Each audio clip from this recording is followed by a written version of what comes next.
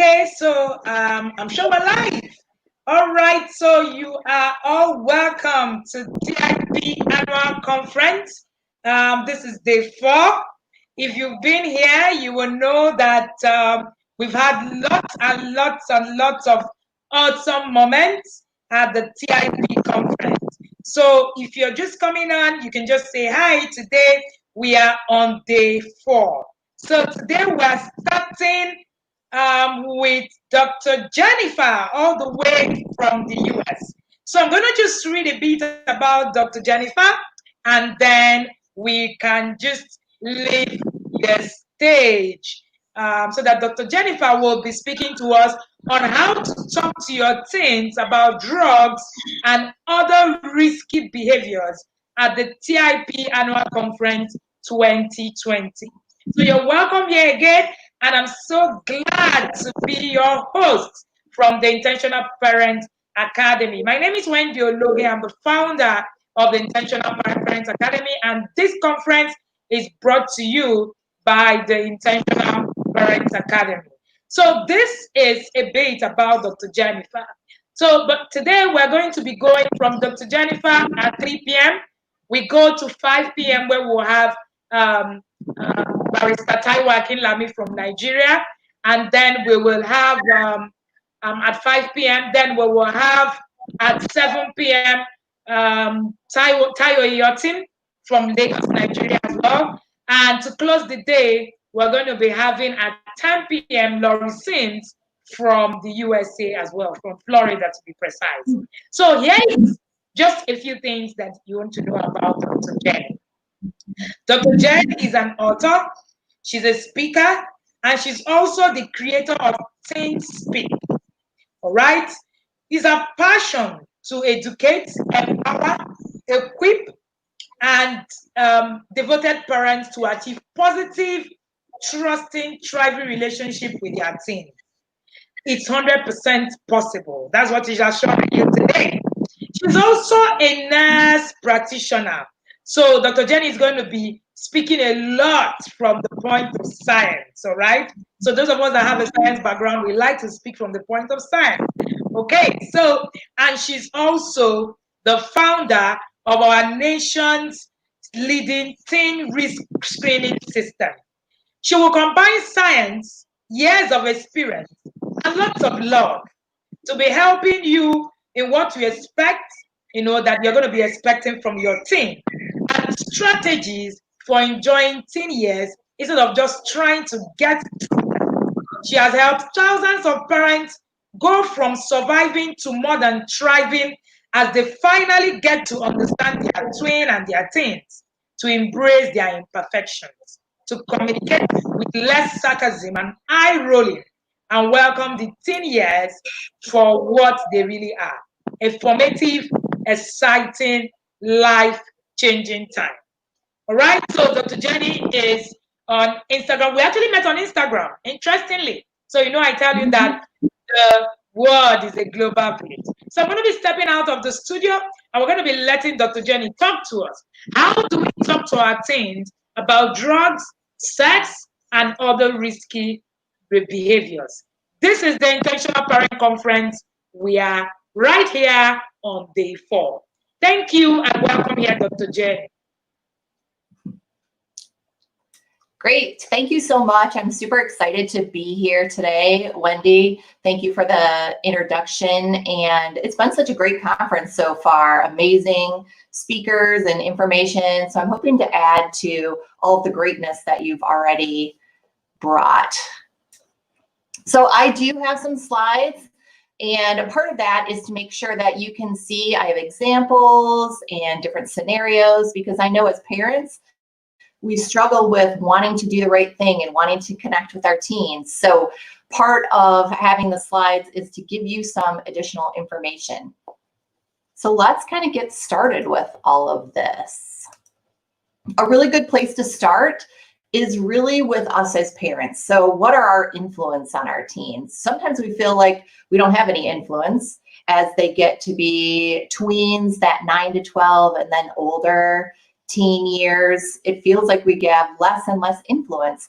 But if you look at science, if you look at research, we influence our child's basic values and their major decisions way more than what you would think that you do at this age. Their education, their work, their life partners, their friends.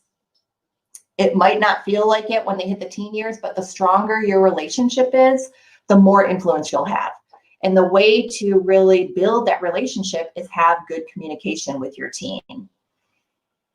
And if you look at some of the research, the things that we are most afraid of as parents, them like using drugs, using alcohol, having sex early, or having sex not in a relationship or not married, having, feeling depressed and attempting suicide, all of those things, when you have a strong relationship, are lowered for our teens. They are at less risk. So really building that relationship is super, super important.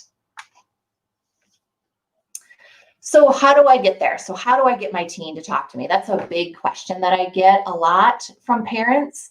And the way to do that is really to understand their development or understand teen development. So I'm going to spend a few minutes talking through, like, what is it that our teens are going through right now? We can see it, but we don't necessarily understand or know some of the details. And it can help when we understand that. So if we look at this first slide, which is early adolescence or early teen years, or you may have heard of puberty. That's one of the things sometimes that teens will be going through, or you'll hear about. That early adolescence is a 9 to 12. And sometimes it can feel like you're just thrown into parenting a teen. All of a sudden your 9 is going on 19. They were playing with dolls, and now they care about what they're dressed like. They want to imitate maybe older siblings or something they're seeing on TV. And you're like, wait, they're so young. I don't want to be here yet. So part of kind of being in this space is knowing what's going on with them. What can we do to help them? Because they're going through a lot.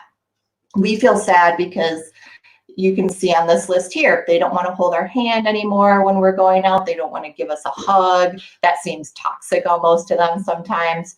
Friends mean everything. So it's kind of that time of disconnecting from you as a parent or your family and connecting more with friends. So that can feel difficult. It can feel hard to do and scary as a parent. Clothes is their new love language. And you see a lot of anger, tears, emotions, things that are hard for teens to control. So that's all that you're seeing. Behind the scenes, your tween is going through all these big changes. Physically, you can see them growing. Their arms and legs will grow faster, so sometimes they are a little bit clumsy. They are starting puberty, so for girls, they'll be getting their periods. They're also emotionally changing. Their brains are developing. There's so much going on inside of them. How they think, how they reason, how they respond to you. It can seem super, super dramatic. So some of the things that you can do during this stage, this kind of early teen stage, because the world is shifting for them from kind of your influence, total influence, to some of their friends' influence. So we want to give them some low risk opportunities that show them that you trust them, that they can take on a little bit of responsibility for some of the things that they're doing. So some of those low risk opportunities that you can give them are to invite some friends over to play at your house or to watch a movie at your house. So you can kind of see how they're interacting, who their friends are. Sometimes that can be a stress as a parent, wondering, like, what is their friend influence? Is that a positive or a negative influence? You may allow them to kind of walk up to the park if it's close to your house and play basketball or do something like that. You might have a neighbor or a store is really close to your house. So you let your teen stay at home for short amounts of time at a time in that 9 to 12 stage. So you're kind of giving them that step into some independence. And at the same time, you're building that trust and that relationship with them so that they will come to you if something happened potentially when they were at the park or they were home by themselves. and you can monitor kind of what's happening if they have friends at your house. So those are some opportunities that you have when you have that early adolescent or that early teen. The next stage in their development is really that stage that causes the most kind of tension between teens and parents. It's that 13 to 17 age. And it's the biggest time period in their lives that they are growing. So their physical changes you'll see, the way that they communicate, the way they understand, the way that they kind of show up in the world changes dramatically. At no other time in their life, other than when they were from birth to 2, have they had that dramatic of change. And if you think back about that time, that birth to 2, you probably had a ton of support during that time. You had friends, family helping you. Maybe you went to multiple appointments for your baby to make sure they were growing and doing everything they needed to do developmental wise. So you felt like you had a lot of support. You knew what was coming up. Now when they're teens, a lot of times you don't have support at all, or people are telling you, well, you just need to get through it because it's a difficult time. So there's not a lot that you can take from people and really implement to help in establishing that relationship, communicating better with them. It can be a really, really difficult time. Teens are experiencing really extreme changes in their hormones, in their emotions, and how they think about things. So the biggest thing during this time is to really remember that when you get frustrated with your teen, all of those things that you can see on my slide here, you're probably experiencing, that's normal development for teens. That's how they're progressing in their critical thinking and their understanding, even though it's frustrating for you because they seem to be arguing just for the sake of arguing. They jump to conclusions when you tell them something that's really the new norm that you're living with. The universe revolves around them. That's part of development and them really understanding who they are, figuring out who they are, and really balancing that with what you've taught them and what they're seeing in the world. You seem to always be at fault, even when you weren't there. Like maybe you had no idea what was going on and something happened with them. All of a sudden it's your fault. And it's really a lot of drama. All those things are normal. It's perfectly normal. And if we kind of change our lens to think about like how hard it is for them with everything going on inside their bodies, and these are kind of the ways that all of that's coming out, we can step back, take a deep breath when we see some of these behaviors, and then respond to them in some different ways, which we'll get to that. What's really, really important during this time is not to disconnect with them. So even though friends are super important and they seem to not be home a whole lot, we don't want to disconnect. We want to maintain that connection. We want to have family dinners. We want to watch shows with them, even if it's things we don't necessarily want to see, those teen shows. It does bring up opportunities to have discussions and a time that you're together. Just some general tips here you can see related to overall understanding of development and what teens are going through. They have so much change so quickly. They're trying to figure it out. Growth spurts happen at different times. A lot of times teens look much older than their actual age, so they start being treated like they're a lot older, and yet they're not able to respond. They're not able to think in the same ways that they're being treated. So that can cause some disconnect in some difficult times and feelings. And then really understanding what's happening, why it's happening during that time that they're growing so rapidly can help you during those challenging times. Just give you a different perspective, some kind of understanding and empathy around that. So if we come back to really, how do I get my teen to talk? Having that understanding, first step, what's going on with them? The second step is really those communication strategies. So how do we initiate discussions? And I'm going to share some tips for you because we know teen-parent communication is super challenging. Teens can feel uncomfortable when they're talking with their parents and vice versa. Like we feel uncomfortable we're not always 100% sure like what to say, what the new drugs are, what they're being exposed to, what they're seeing on social media, with what their friends are talking about. So if we are not comfortable with the topic, they can see that. They can see that in our body language, and that's perfectly normal. Parents, we're motivated by what? We're motivated by love and protection. We want to protect our teens, and we love them deeply, and we want to make sure that nothing happens to them, they grow up successful, that healthy, have a lot of well-being. That dynamic can be really challenging because teens are struggling for independence. They want to make decisions for themselves. They want to feel like they're respected. And we can improve our communication just by understanding where they're at and then using some new strategies. We all have different ways that we talk with our teens. And if we have multiple kids, they are all very different. So I might use a strategy for one of my teens and not the other because they're different. One's more outgoing, one communicates differently, one is interested in art and one is interested in sports. So our teens are very different. We know our teens better than anybody else. So when I go through some strategies, think about your teens and how those strategies may fit in with how you're already communicating with them. You're already using things to connect, to love and support them. So these are just some new different ways that you might do that. So if we think about communication, some of the most difficult pieces is that as a parent, I know what would be helpful for my teens. I know what decisions I want them to make. But we know when we tell teens what to do, it causes them to be more resistant.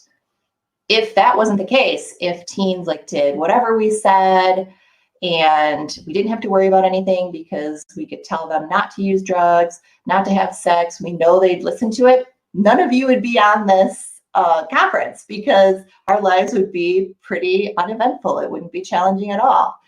But we know that that's not the case. It's not how humans work. So if I give you an example of that, if I said for you to think about what's your favorite TV show? So spend a second, what's your favorite TV show? And think about like the last episodes coming on of the season, and you want to see like how things culminated in that show. So what if I told you that you could never watch it again? How do you feel? Like, what would your reaction be? Just a normal reaction to that. It would be like very defensive. Like, why can't I watch it? And this is something I really like. You want to see the end of it. So think about that as you're telling teens what they need to do or what they need to not do. And I'm not saying that we don't do that as parents, because we absolutely do. We're guiding our teens towards those safer decisions. But the more that we say just don't do it, the more resistant they'll be. So we're going to talk through some strategies that will help kind of lower that resistance, because what we want is for them not to do it. So we want to use different ways of talking with them that they'll come to that conclusion on their own without us needing to always tell them, because everybody in their life is telling them what to do. Their parents, their teachers, coaches. And when are they making their own decisions? And yet with development, with growing older, that's what they're trying to do. They're trying to get to that independence. So how do we help them in that? How do we let them drive the process? So it's really about talking with them and not at them. So think about that shift kind of in mindset, talking with, not at. So first is kind of how do we start that discussion? Where are we? When are we talking? Are we having the talk? Because if we have the talk, that can feel very uncomfortable. You're kind of sitting next to your teen, you're sharing all the things that you want them to know, and they're really not participating. That's typically how the talk goes. And then they're like, whew, I'm glad that's over. I need to like go back on. I hope that never happens again. You may feel like that too, because it can feel really uncomfortable.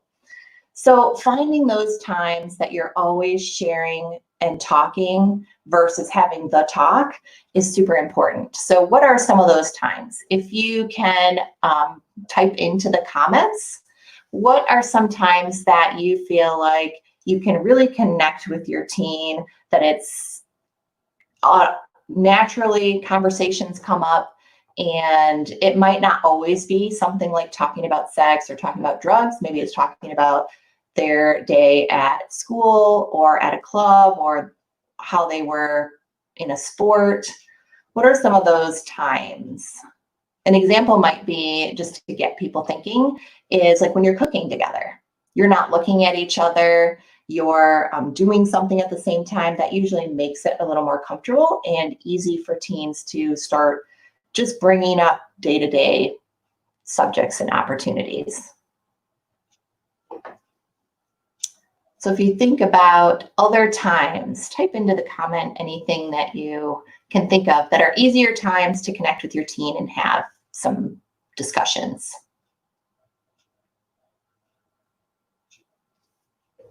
And I can share a few as well that I've heard in working with parents over time, kind of making things. Sometimes if you're making necklaces, maybe you're doing a project outside, you're in the car because you're not looking at each other. Someone's driving, so they're looking at the road. Maybe you're watching a movie, playing a game together. Maybe you're shopping. So there's lots of different ways and different times that you can connect with your teen. And it doesn't always have to be like having that talk, having dinners together. Really trying to talk less and let them talk more. That's hard because as a parent, we have a lot to say, we have a lot to share. The more that you can kind of keep in mind and think like, am I talking more or am I letting my teen share more, is a really important piece. And then really showing interest. So remembering what they tell you. There's sometimes so many details, it's hard to remember like who their friends are and what they're doing at school and what they're interested in. But when you remember that, it really helps build a relationship. So if you see on the screen an example of if your teen talked to you about some art activities that were going on, maybe the next day you ask like, oh, that student art show was today, right? Tell me how that went. They're like, wow, you really listened to me. You really remembered and came back and like asked me about it. So that's kind of an easy way to establish that relationship, which is what we want, because then they'll come to us more when they have things to share or they're worried about something. So how do we change our lecturing to more guidance? The first tip is really around mutual respect. So when you have a two-way conversation that's with and not that one-way conversation at, you're building that relationship where the teen feels really valued and respected. So you're setting the stage by asking permission. And sometimes this strategy feels not very intuitive for a parent. Like, why would I ask permission when it's my teen? Like, I'm going to tell them that we need to talk about this or that they need to do something. And it's not taking away your power as a parent.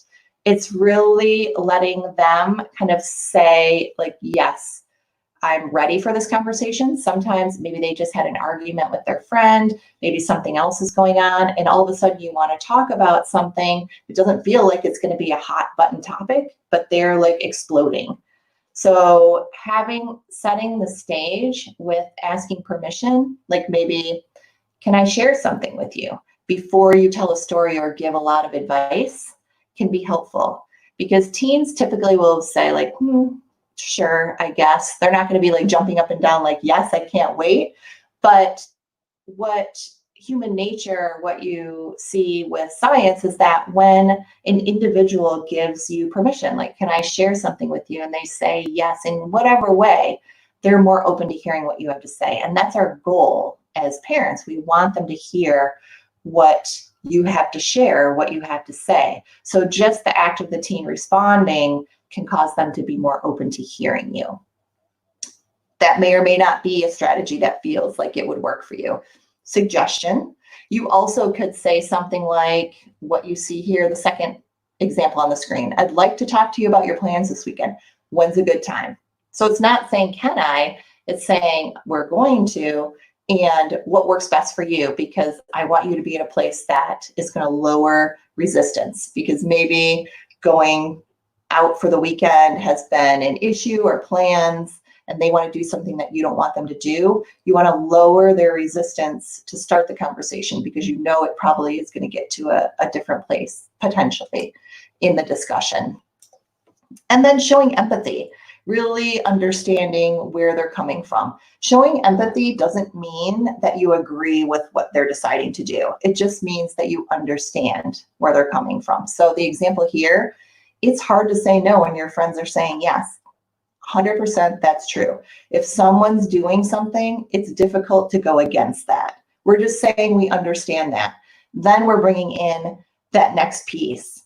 And I know you're committed to not drinking, because we already had some of those conversations. They've already agreed that that's not something they're going to do if they were offered alcohol from a friend. So you're starting out with an empathetic statement saying, I understand this is hard, and I know you're committed to maintaining this safer behavior.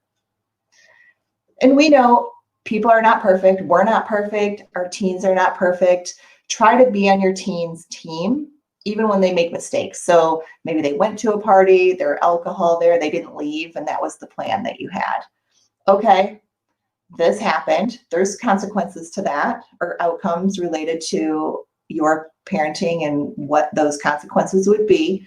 And then next time, let's learn from this. Next time, what can you do? So everything is a learning opportunity versus teens trying to hide what they did and or get the punishment, but then not figure out what to do next time when they're in that similar situation.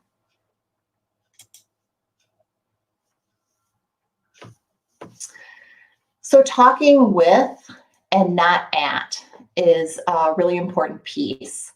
And tip 2, what I did here was really give some information or some statements on the left-hand side.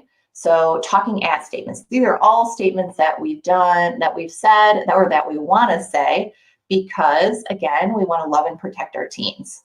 So on the side here, you can see those statements that like feel good for us, because we're saying, don't do this. And as a parent, now I feel like I've told them, they know what'll happen if they do it, and that's it. They're going to make a decision.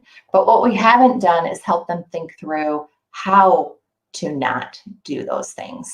Because if you think about development, again, we didn't get into details, but there's a lot of brain development happening as a teen, all the way from 9 to 24. Really, your brain is developing, your thinking capacity, the way you think is developing. And teens are very impulsive. That's just how their brains work until they start getting into older teens and young adults.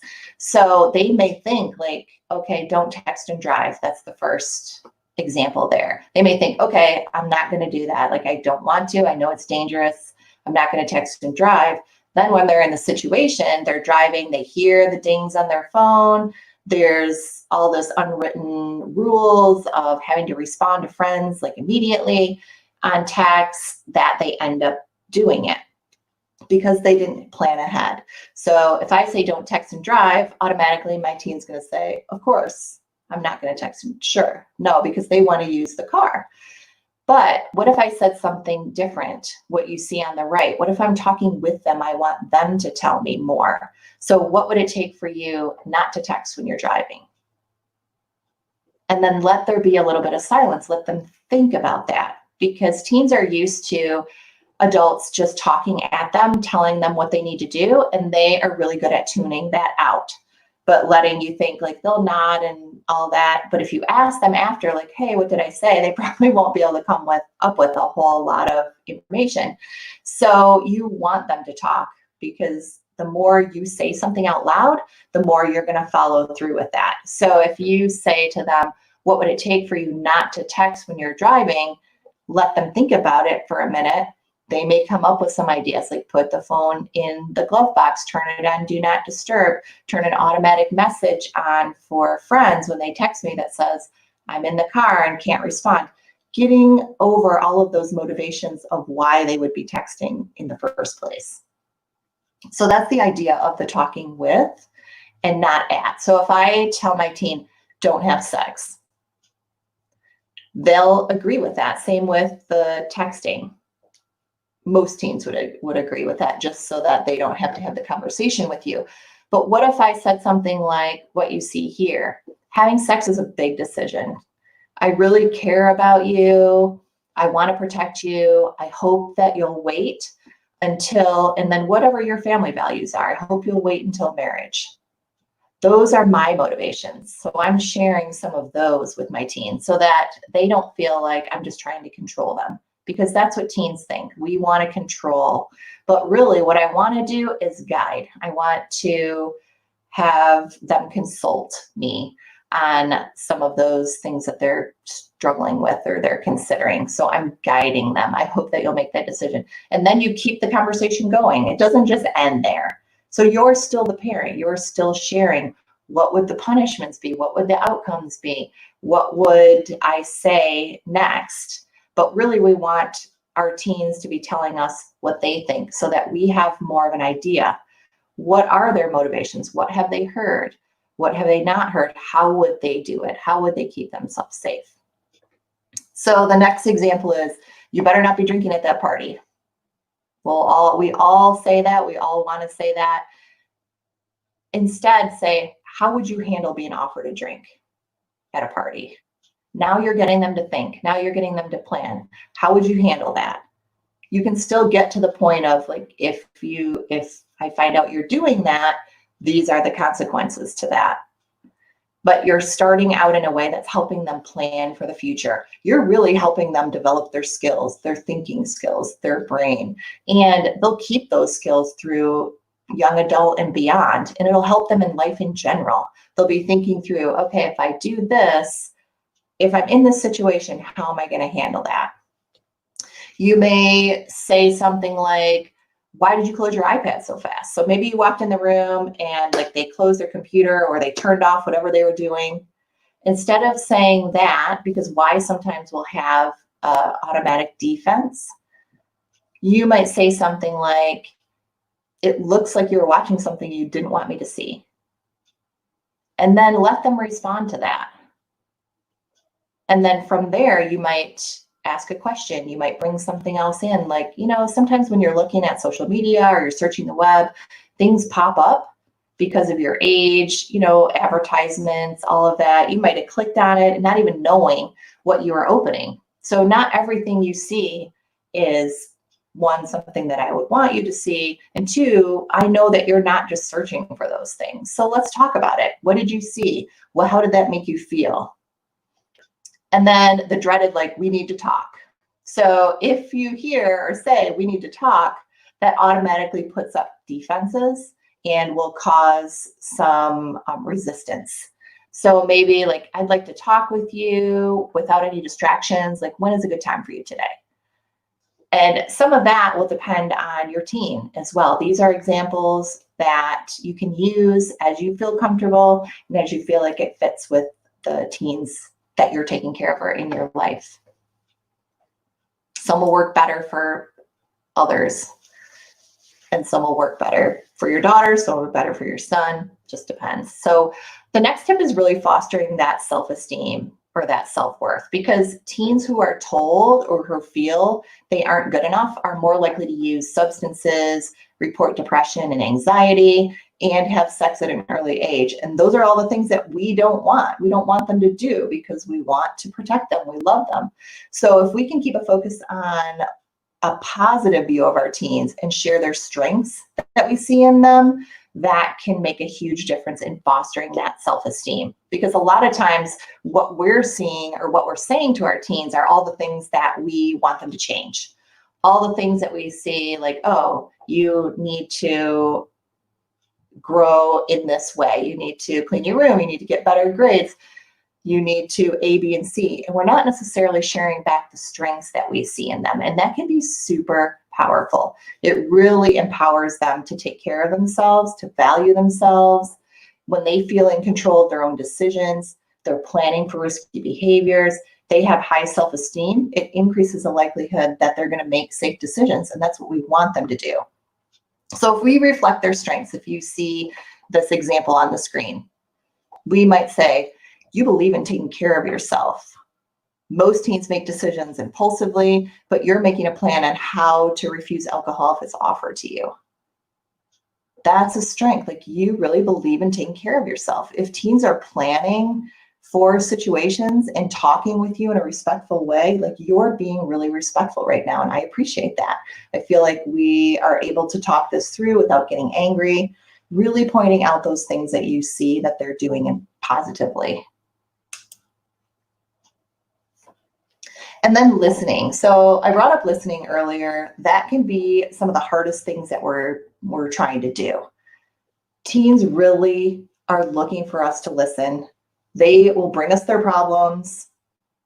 As soon as they do, what do? We're in like parent mode. I want to solve that problem for you. Here are all the ways that you could do that. Here's some solutions. And then what do our teens do? They're like, get frustrated. They dismiss any ideas we have as irritating, irrelevant, or both. And you're sitting back thinking like, wow, you came to me. I offered you solutions and you're mad now. What happened? How are we here?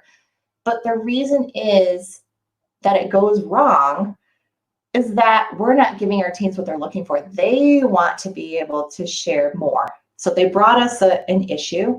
They want to be able to talk more about it. Sometimes they don't know how to do that. So we can ask them questions. We can make statements like reflections that help them think. It encourages them to share more, think critically about their words and their actions. Sometimes teens do things or say things without thinking about it.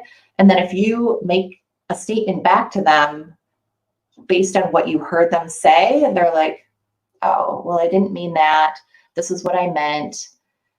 They really, when they're bringing something to you, want some empathy. Like, oh, I understand. This is really hard. This is a difficult place to be.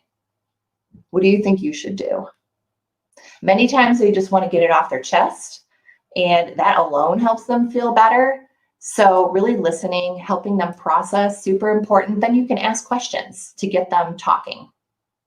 Try not to interrupt when they're sharing some things.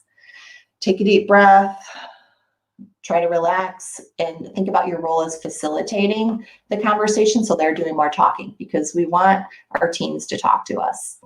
So if you think about one of the strategies in teen speak that parents come back and say, wow, this was a game changer for me and my teen, and just starting up some of those conversations that are difficult. So, and think about, people say to you a lot, how was your day? You may say it to your teen. How was your day? How was practice? How was school? And what's the typical response to that? The typical response is like, good, fine. So you don't learn a whole lot from your teen when you ask that question. So instead of that, make a statement like, tell me about your day. Tell me about school. Tell me about practice. What parents come back and tell me all the time is like, wow, I learned so much from my teen when I just said, tell me about, and gave them a few seconds to think about it. They just shared the whole day. It was so great. It was like the most I've talked with them in the last few months. So if you take any strategy from all of the different tips, kind of take that and try it out, see what you learn. And then really listening to your teen, using those open-ended questions, summarizing maybe what you heard. And it doesn't have to be like, oh, you told me that you got up this morning, that you called your friend, that this situation happened and this. You don't have to remember all the details. You could say something like, wow, that sounds like a messy situation.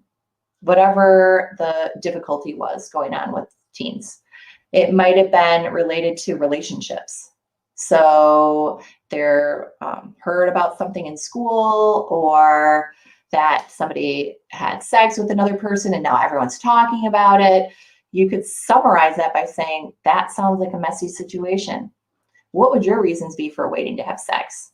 So you could use it as a way to kind of bring in then a conversation again about values, about motivations, about what they would do, or what they feel like is keeping them committed to not using drugs or waiting to have sex, those kind of things. So these are all ways that you could bring that back in. So the last tip is really to help slow their impulsiveness, because teens just inherently, it's part of them developing, growing, their thinking skills changing. They're very impulsive. And if you look at studies and science, it shows that if teens have the opportunity to talk through some of those common situations that they're going to be engaging in or experience, and think about those different ways that they could handle them, they're way more likely to choose that safer or that healthier way to respond versus impulsively just react or go along with their friends. So the more that you can take opportunities to kind of talk through what it is you're hearing, maybe you're seeing things on the news, maybe your teen is sharing things that happened to them at school or something that their friends were talking about, take that opportunity to really kind of brainstorm and think through how they would handle that situation if they were in it. Because then when they are in that situation, they're more likely to remember, like, oh, I had a conversation about this. I did plan for this, and actually act on that. So if you look through here, the example I have, ask about the behavior, then listen. So tell me what you think about sex. Listen to what they have to say. You might need to prompt them a little bit, but let there be a little bit of silence.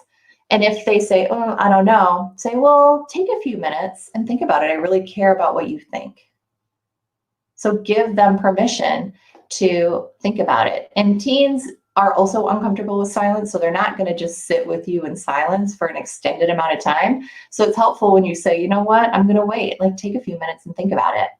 And then ask about their reasons and really listen to what those are. So depending on what you talk about with your teen, you might say, you know, what are your biggest reasons for waiting? You want them to remember that. You want them to be motivated to know, like, what is that inside me that are my reasons, not the reasons that my parent gave me or someone else was telling me. What are my reasons? Or what motivates you to use protection every time you have sex? If you're talking about that with your teen, then you can respond. Then you can share your motivations. Like, I'm not trying to control you. I really love you. I want to protect you. I want to make sure that you have everything you need. I might share some of my values. You know, what did we learn at church? How did we talk about respecting our bodies? Maybe it's that I don't want you to get pregnant or get a disease. What are the values? What are your motivations as a parent? And then brainstorm those ways. So how can you? What do you need in order to wait? What do you need in order to be safer if you're having sex? And then end with that key question. Exactly what I just said. What do you need in order to make this happen? So not what I think they need, but what do they tell me they need? And then you can try to reinforce that. So it's kind of a process of using some of those strategies. And then really putting it all together. Another example here, you may or may not be able to see it. I can read this to you. A lot of parents like to have scenarios or hear how you can use different strategies in different ways. And I'm hoping that you can pull out, maybe not every strategy I shared feels comfortable with you or something that you can add to your toolkit when you're communicating with teens or with your teens, but hopefully a few of them are at least. So if you're thinking about putting it together, I have a scenario here on the screen really about texting. And sometimes when friends or someone that your teen likes ask them to send them something by text that really you would not want them to be doing. So you can ask permission and start a discussion like, hey, can we talk for a minute? It can be really hard to say no when someone you like is texting you and asking you to send them a picture or respond to a message that you're not comfortable with, because you can feel that like maybe that's something that you shouldn't be doing or that you don't really want to do. Then listen to what they say and respond with some simple information. Like if they're telling you a story of a girl at school or someone they know that sent maybe a picture or a message and then it went out to a lot of other people, And that's, something that happens all the time. So you could respond by saying, I'm sure that girl thought pictures were going to stay private, but once a picture or message is sent, you really can't take it back or control where it ends up. So just reminding them, giving some information if they hadn't already responded or shared that with you, then listen, let them respond to that. So as you make statements, let them respond before you add more information to it. So maybe they're telling you more about the situation. You could say, that sounds terrible. It sounds like she was really hurt by that. What are some ways you could respond if someone you cared about asked you to send them a picture or some type of sexual message? Listen to what they have to say. They may have ideas. Maybe they don't have ideas. If they don't, that's something that you want to make sure that they're prepared for. So at the end of the conversation, kind of summarize and end with a key question. Like, it's good to have a few things that you think you can do. Thinking about everything we talked about, what will you do if you're asked to send something that you're not comfortable with? So now you're kind of planting that seed. You're giving them the opportunity to tell you and to say it out loud for themselves.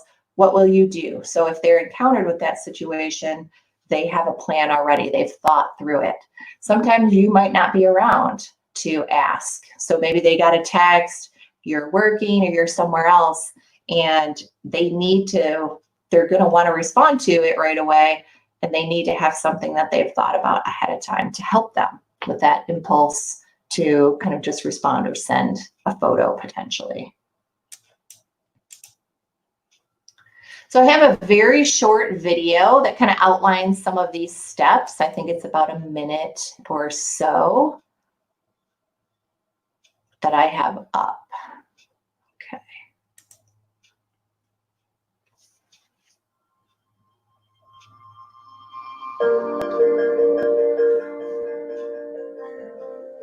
Hey Chris, can we talk before you go out with your friends tonight?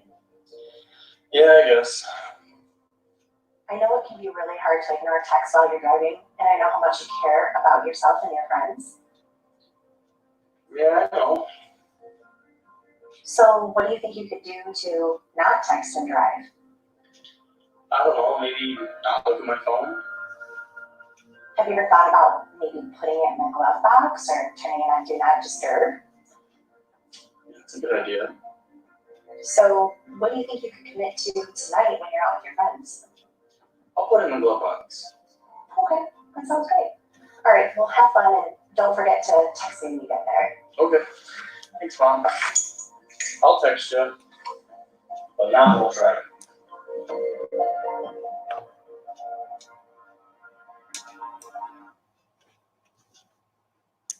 All right. Great.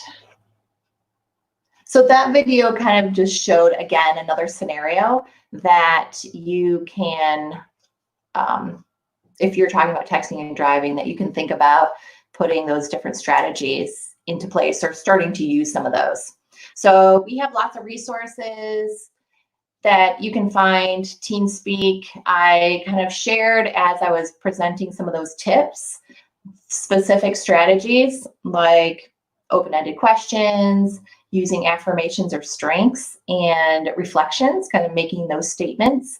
Sometimes hard to incorporate those into how we're talking with teens. So if you want more information, you can find it here. Also, I created a downloadable sheet for you, 5 tips for talking with your teen, that has a lot of the information that I shared in this session in that downloadable worksheet. So if you want to take a look, download that. It'll remind you of some of those strategies. If you want to try those on, try them on maybe with your spouse, a partner, whoever's in your house, with a friend, to see like how that works. Ask, tell me about, or use a reflection or a more open-ended question, then use it on your teen. And it's not really using it, I say that, but it's really about incorporating some different types of communication. And then lastly, like, celebrate yourself. Like, kids celebrate, teens celebrate. Where did that excitement go for us and that joy of like everyday activities? Take a few minutes to celebrate being here. being a part of this conference over the last few days. You took time out of your busy day to really learn some new strategies, some new information to build relationships with your teen. And that's super important. Like, we should be celebrating that. So if you received Parent of the Year, what would they say is your biggest skill or strength? So if you can add some of those in the comments, it's great. We can share our strengths. It's something that we don't always do as adults. It's easy to share the things or think about the things that we don't do right. But the fact that we're here, we care so much about our teens and creating that relationship with them that helps support them now, but also lasts into the future as they're young adults and beyond. So take a few minutes or a little bit to think about that. What are your strengths and skills? And then that's just some contact information if you want to follow on Instagram, Facebook. Would love to have you. We share a lot of just tips and different information through our social media channels.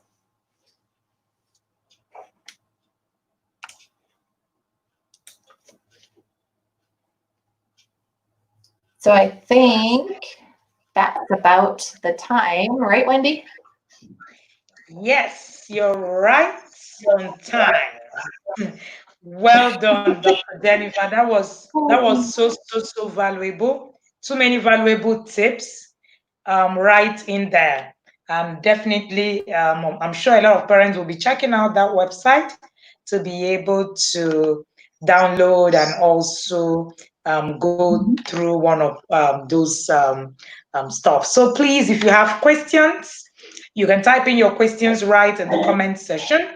We're currently being worked on both our YouTube channel and our Facebook channel, and then there's a lot of you coming from also our Telegram channel, where we currently have almost 1,800 people, and we're having just a few people on our Facebook channel. But our YouTube channel is also streaming live as well, where we're having lots and lots of people watching you. And a lot of people are saying in the comment section, thank you, Dr. Jennifer. Thank you so much. Great trips. Congratulations, mommy. You won an award for Parent of the Year. You made it so easy to talk with you. Awesome. That's good. Someone said you dished out very relatable tips. Thank you, doctor. If you have questions on these things that Dr. Jennifer has shared, please ask her. We still have about 8 minutes to go. So if you have any question, please type right in the comment section. We're going to bring it up here, and then she'll be able to see the questions and then answer them. All right. Thank you so much for being here. You're watching TIP Annual Conference 2020. And this is Dr. Jennifer from the US speaking with us on how to talk to your teens about drugs, about sex, and about other risky behaviors. And she made it so, relatable. There was something that I wrote while you were speaking. So important. The slide that showed talking at the teens and talking with them. A lot of the times parents don't really understand what it means to talk at and to talk with. It's actually it was actually such a great example to be able to see that in the real sense of it, where it's making, it makes it so relatable, right? And a lot of parents are saying, thank you. The lessons were so relatable, right? Thank you so much. So we're waiting for your questions. As you ask your questions on anything about your teenager, we're going to bring it up on the screen, and then you will be taking that, and then Dr. Jennifer will give answers to that from science, from her experience of working with teenagers, and also by also being, having worked as a nurse practitioner for years now. And of course, that will tell you that there's a lot of experience, a lot of science. We said earlier that these are not just about Google. This is about experience and the things that our speakers really know. Okay, so we have a question here. Thomas says, how do I deal with a teen that is struggling with addiction of drugs and sex? It's difficult when teens get to a point where now they've tried something and they're continually using it. So what I like to think about is to step back. So instead of totally focusing on the drugs, if they're addicted to drugs and sex, what is motivating that? So what is it that's kind of is that the symptom of something else? So are they feeling sad? Are they not feeling connected to friends? Because that's really important. They feel like they need to do that in order to connect with the friend group that they have. What are they looking for? So really starting a conversation using some of those tips. Like, hey, I've noticed that you're using whatever it is. So I've noticed that you smell like smoke, or you smell like marijuana or weed. What can we talk about that? When is a good time for you? Or maybe not can we, because they might say no. So when would be a good time? I'm really worried about you. I really care about you. I don't want to control you. I know that you make your own decisions for yourself. I just kind of want to hear more about what is it that that you like about using weed. What is it that gets in the way? What are some of the things that are not so good? And bringing in kind of what your punishments are, what your consequences are. So if you're doing this, you're choosing to use weed, and at the same time, you're then okay with being grounded for the weekend. And let them kind of grapple with that. Like, is it worth that? I'm not trying to hurt you. You're choosing this consequence when you use. So I kind of went in different directions with that, but it might be a starting point to kind of talk about it. What are the things they like about it? Sometimes we're afraid to ask that as parents, but we know they're doing it, so there's reasons. And if we know what those reasons are, maybe we can help them stop by not just focusing on not using, but getting help for maybe some underlying things that might be going on. Are they being bullied? There might be a lot of different things happening that cause them to be with a group of friends that maybe are not as positively influencing them as we would hope. Awesome. Okay, do we have another question here? Which corrective measure can a parent adopt for drug and sex addicts? I think that was what Dr. Jennifer was just sharing on now. Yeah. It's hard to know kind of corrective actions because every parent has their own idea of what their punishments would be. So we're not trying to tell you what you should or shouldn't be telling your teen about their values, what the punishment should be. But if you feel like it's an actual addiction, like they're using every single day and they can't function without it, that's probably a time where you want to get some other intervention. You want to look in your community, who are other people that can help you with this, what kind of resources there are out there.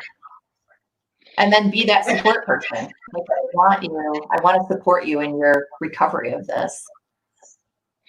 Thank you so much, Dr. Jennifer. I think what something really profound that she said is you get to a point where you can handle it again, get professional help.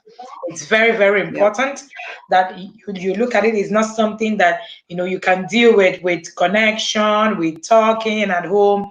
Please get professional help. It becomes pretty important. All right, so we have only 2 minutes to go, and I don't think we'll have any more questions. And I'm going to just do a recap on this conversations. And we started on how to talk to your teen about drugs, sex, and other risky behaviors. And one of the things that I noted myself was that family closeness, attachment will bring less of drug use, delayed sexual experiences, and fewer suicide attempts. So you want to look at your family connection. How is it working? And Dr. Jennifer also said that for you to communicate with your teen, you must understand their level of development. So you're going to be speaking from a place of knowledge. So again and again, we're hearing it again, that you need to get knowledge to be able to actually parent anybody at every level, so that you'll be doing this from the place of knowledge. And then she also said that information alone is not enough to change behaviors. There are a lot of things that you will need to do for behavior change. And she said, talking with your teen, you must learn to talk less and listen more. And I know that that's one of the things that a lot of parents battle with. Talk less, listen more, because I think listening is a skill that we don't even want to learn as regards parenting, but it's one of the greatest skills to use when it comes to raising teenagers. And then she also said And that oh, sure, sure. yeah, oh, sorry. I think part of that is asking them, like, how can I help you? What do you need? And I don't know that I brought that up in the conversation, but those can be two really powerful things to build that relationship, because you can build it at any point. It doesn't have to be that you started early, that you can jump in now. How can I help you with this? Awesome. All right. And then she also mentioned that at a teen stage, you need to change from nurturing your child to guiding your child. So for every stage in parenting, something must change. All right. Then she also said that showing empathy to your teen doesn't equate agreement. It just shows you understand. So it's not equating that you're permissive when you show empathy. And I think I love that part a lot, because parents think that empathy means that you're going to become permissive because you're showing empathy. No, it only means that you are affirming to say, I understand where you're coming from, but it doesn't make it right. So the fact that you understand doesn't mean that you agree with your teenager. So there are two different things. All right. Thank you so much for sharing that. She also said that talking at your child never works. You must learn to talk with them, because when you talk at them, they become defensive. So you don't want your teen to come all defensive at you and then begin to just come at you like that. And then she also said that the role in communication with your teen is to facilitate conversations with them, not for you to lead conversations. And I think that's a very valuable point for parents to take home. If you didn't hear any other thing today, just understand that for your teenager, you need to be able to facilitate conversations and not lead conversations. Thank you so much, Dr. Jennifer. We've hit right on our 1 hour mark. I think we've even done 2 minutes after. So, what is it that you're going to be leaving parents with? Your last words for parents as we shut down for this session. My last words for parents, exactly what you said, to listen and facilitate a conversation, because that is the building block for everything. It'll help your teen know that you're someone they can come to, and they'll be willing to share more, which is what parents want. The perfect relationship is that communication. Thank you so much, Dr. Jennifer. It was so good having you open this session today. And at exactly 5 p.m., we're going to be back here with Barrister Taiwo Akinlami from Lagos, Nigeria. And Barrister Taiwo Akinlami will be sharing with us another science, the science of communication in your home, a science of communicating with your children and why it's important. Someone is asking, are there community structures for professional health in Nigeria? Professional help in Nigeria. Oh, yes, most definitely. There are professional helps in Nigeria, around, depending on where you are. We have in Lagos, we have in Abuja. At least I know, quite a number if you reach out to us. Thank you so much, Dr. Jennifer. So we return here 5 p.m. and the TIP Annual Conference 2020 continues. If you want to reach out to us, you can reach out to us at www.theintentionalparentacademy.com, or you can call our number just right there on the screen to be able to reach out to us. Please note that if you want any of the freebies that we're going to be sending out after this whole program, there's going to be coming from our speakers and also some sponsors, you will need to be registered. Find the link register and also keep following and keep a date with us. You don't want to miss the session at 5 p.m. It is just like this session. There's a lot to take away from this. In fact, someone called me earlier today and said, I think after the conference, I need to buy a book and go and sit down with the whole thing again and begin to write again these things. And so it's been awesome, amazing, concept teachings every day right here at the TIP annual conference. Thank you for hanging in with us. Thank you, and hope to see you right in about an hour's time, where Barrister Taiwo Akinlami will be sharing with us on how communication should actually work in the real sense of it. Thank you so much, Dr. Jennifer. I really do appreciate you. We don't take it for granted. And I know that this is just your morning, but it's summer already, yeah? So at least it's not as cold. Yeah. Okay. All right. All right. Thank you so much for being here. We appreciate it. And thank you for all you do. We appreciate that you've been part of making the TIP Annual Conference 2020 a success. Thank you so much for doing this with us. And do have a good evening, everybody.